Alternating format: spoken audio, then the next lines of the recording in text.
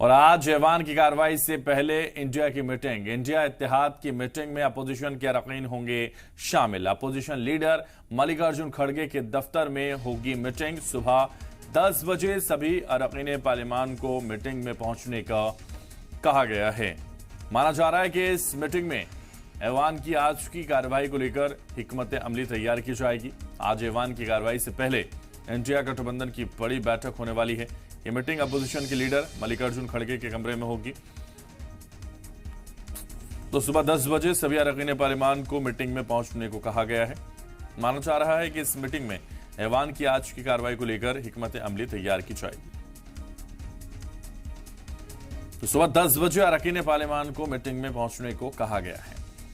Meeting में ऐवान की आज की कार्रवाई को लेकर हिकमत अमली तैयार की जाएगी।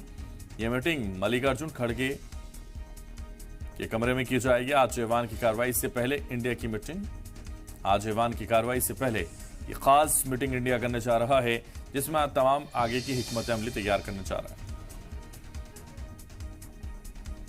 तो आपको बता दें, ये मीटिंग होने जा रही है इंडिया इत्तेहाद की, और इत्तेहाद की मीटिंग में अपोजिशन के अरकान